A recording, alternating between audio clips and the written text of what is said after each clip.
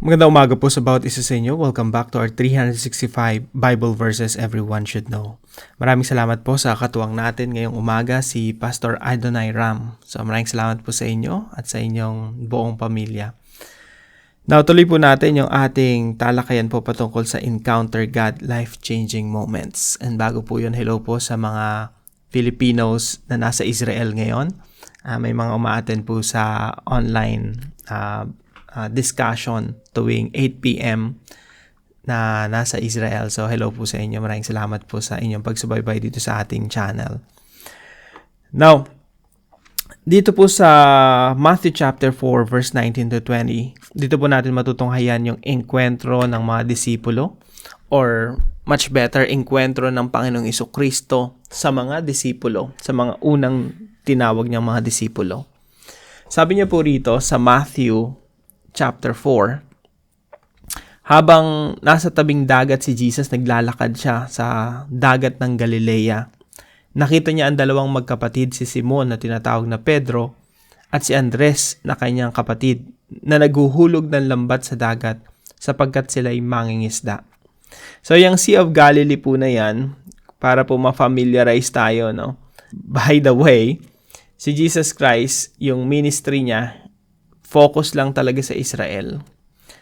So, kung gusto niyo i-familiarize yung mapa natin, ito yung Roman Empire. Yan yung kabuuan ng Roman Empire.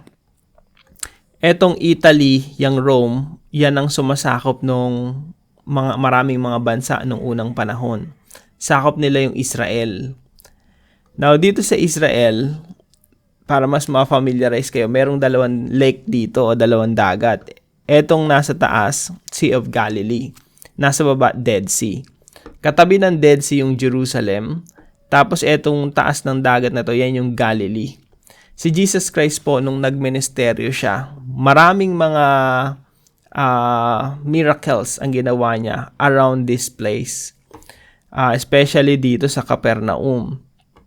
Dito niya rin tinawag yung kanyang mga disciples. I think majority ng kanyang mga disciples dito galing, no? Or maybe all, no? Kung hindi majority.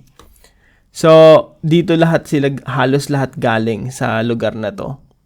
Now, dito sa Galilee na to, dito naglalakad-lakad si Jesus at kinatagpo niya sila Simon, Pedro, tsaka yung kapatid niya. Sabi rito, kapatid niya si Andres, si Andrew. Now, eto si Peter and Andrew, naguhulog sila ng net nila, na nangingisda sila. Tapos dumating si Jesus, sinabi sa kanila, ito na po yung talata natin, "Follow me, and I will make you fishers of men." Immediately they left their nets and followed him. Sa Tagalog po, sinabi niya sa kanila, "Sumunod kayo sa akin at gagawin ko kayong mga mamalakaya na mga tao." They were fishermen, and Jesus Christ will turn them into fishers of men.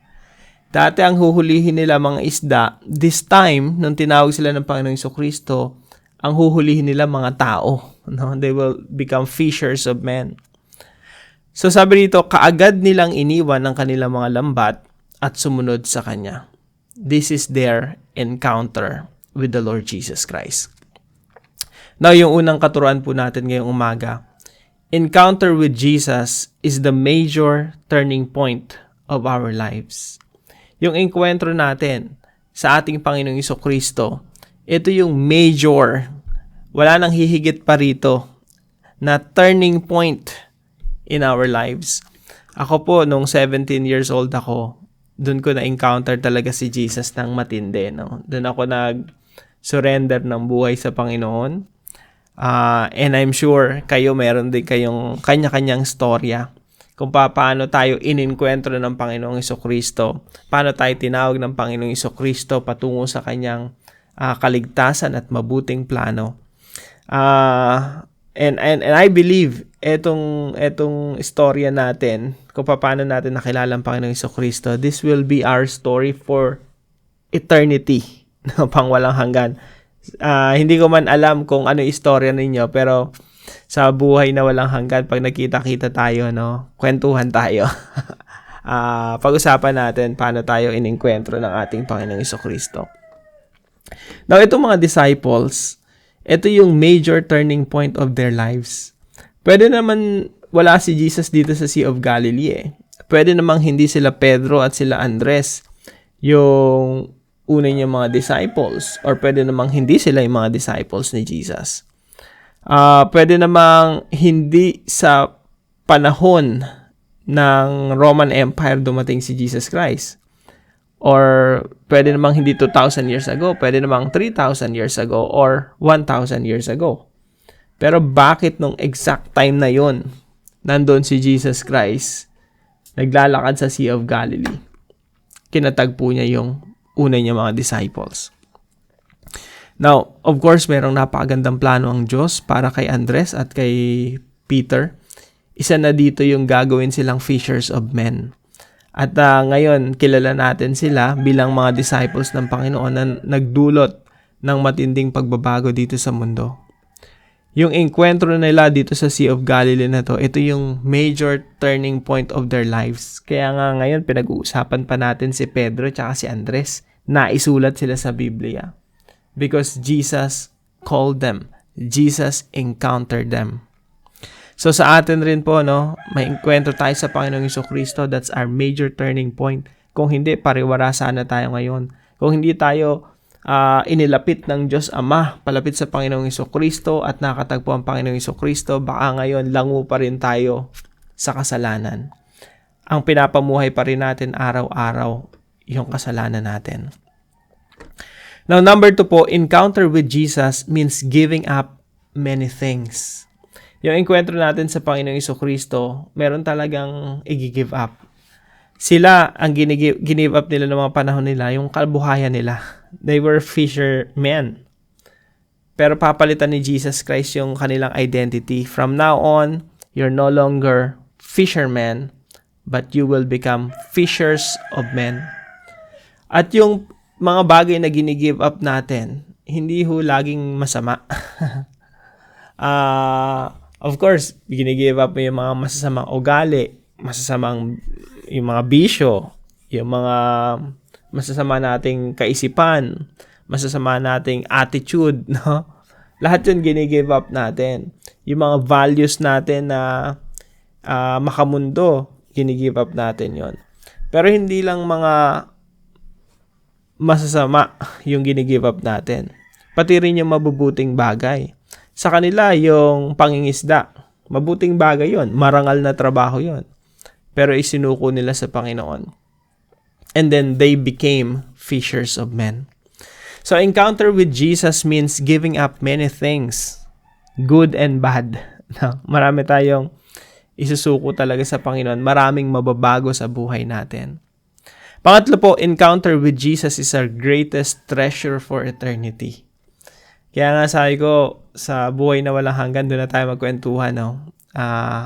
We have eternity to talk about how God has become good to us. How God has saved us. Mayroon tayong buhay na walang hanggan para pag-usapan ng kaluwalhatian ng Diyos na ipinakita niya sa atin. Mayroon tayong buhay na walang hanggan para pag-usapan yung greatest treasure natin, ang ating Panginoong Jesucristo. Siya yung bida sa ating istorya. Siya yung sumusulat ng istorya ng buhay natin. Our life story is not about ourselves. Our life story is about the story of Jesus Christ in our life. Kaya nga si Jesus Christ yung greatest treasure natin. Yung sa lahat ng nangyari sa buhay natin, si Jesus Christ yung pinakamaganda na nangyari sa buhay natin, na enkwentro natin siya. Kaya dito sa ating application, ito po yung ilan sa mga application. Ito, pinagpipray ko po itong devotion natin kanina, no? Para mga 2:00, 3:00, wala pa akong devotion. Pinagpipray, Lord, ano po ba yung devotion natin? Ito yung in-impress ng Diyos sa puso ko na i-share sa atin ngayong umaga. Now, kanina I was looking back. Bumabalik ako doon sa time na 2005 nung nakakilala ako sa Panginoon. Now, isa rin ito sa application natin ngayong umaga. Let's look back and recall. Alalahanin natin yung ginawa ng Diyos sa ating buhay. Let's look back and recall how much the Lord has changed us since our encounter with Jesus. Simula nung naengkwentro natin ang Panginoong Jesucristo, marami nang ginawa, mabubuting bagay ang Diyos sa atin. At nararapat lamang na ngayong umaga, papurihan natin siya, sambahin natin siya, parangalan natin siya. Let's look back and recall how much the Lord has changed us. Ang daming nabago na sa atin mula sa mga ugali natin, mula sa pananalita natin, sa mga pangarap natin. At marami na ring nagbago sa estado ng ating pamumuhay. Yung iba siguro, ako, binata pa ako, nakakilala ko sa Panginoon, ngayon may asawa, may mga anak na ako. Mga blessings ng Diyos na binigay niya sa akin, no? Napakarami. Kaya, salamat sa Panginoon. And I'm sure sa inyo din, marami nang nabago sa inyong mga buhay. So let's just worship the Lord. Let's thank the Lord for what He has done in our lives. And number 2 po, let's reflect. Yung una, madali yung una. Let's just look back. No? Pasalamatan natin ang Panginoon sa pagbabagong ginawa niya sa buhay natin. Ito yung pangalawa, medyo mahirap. Madali na mahirap. Let's reflect. Pag-isipan nating mabuti. On how much have you become a fisher of men? Ikaw ba ay may throughout, kung gaano ka man katagal na naging mananampalataya. Let's say 10 years ka ng mananampalataya, 20 years, or 1 year. Let's reflect on how much have you become a fisher of men. May mga nadala ka ba sa Panginoong Jesucristo? May mga tao bang naligtas dahil sa iyong pag-share ng ebanghelyo ng mabuting balita ng ating Panginoong Jesucristo? May nailapit ka na ba kay Jesus Christ? Are you becoming a fisher of men? So, let's reflect on this. At pag nakukulangan ka, siguro, now is the time. I believe, now is the time to take this seriously. Maging fisher of men po tayo. Maging fishers of men po tayo. Na talagang umaabot sa mga tao sa paligid natin, nilalapit natin sila sa ating Panginoong Jesucristo. Wag po nating pagdamot si Jesus. He is our greatest treasure, yes. Pero siya yung treasure na ibinabahagi natin. So, let's become fishers of men. And number 3 po, treasure Jesus above all things and above all people. Si Jesus kasi, minsan, bumababa yung ranking sa buhay natin eh. Minsan, nagiging priority na natin yung work natin, priority yung paggawa ng pera, negosyo, kabuhayan, entertainment, movies. Minsan yun na yung nagiging priority natin eh. Nakalimutan natin yung greatest treasure natin. Minsan naman, ang nagiging priority natin, tao, membro ng pamilya, mga boss natin. We have a lot of priorities. Minsan, nagiging mas mataas pa sila kay Jesus. But now, let's reflect on this. Let's treasure Jesus Christ above all things. Let's remind ourselves na si Jesucristo talaga yung pinakamahalaga sa buhay natin. Siya yung nandun sa pinakataas ng rango, yung ranking. Number 1 siya lagi. At siya lagi yung ating pinapasalamatan at pinapapurihan. Dahil siya yung greatest treasure natin. Si Jesus di mo maiko-compare sa kahit anong bagay or kahit kanino. Wala siyang kapantay. At pinagpapasalamat natin sa Panginoon dahil tinanggap natin siya sa ating mga buhay. So let's treasure Jesus above all things and above all people. Para po sa ating discussion, how much have you become a fisher of men? Gaano ka na ba naging mangingisda ng tao? Or wala ka pang nahuhuli para sa Panginoon? So, discuss natin yan sa ating discussion group. And pangalawang question, what changes you want to happen in your life in the coming days, weeks, and months? Anong gusto mong pagbabago na mangyari sa iyo sa mga darating na araw, mga linggo, at mga buwan? So, pag-usapan po natin ito sa ating mga discussion groups. At para po sa ating panalangin, kausapin po natin ang ating Panginoon right after this. Sabi natin sa Kanya, Father, You have been good to me. You have shown me grace and kindness by drawing me near to Jesus, by letting me encounter Your Son, the Lord Jesus Christ. Please enable me to give up many things and follow Jesus. Please draw a beautiful painting out of my life. Make me useful in Your growing kingdom here on earth. In Jesus' name. Sama po natin ito sa ating panalangin.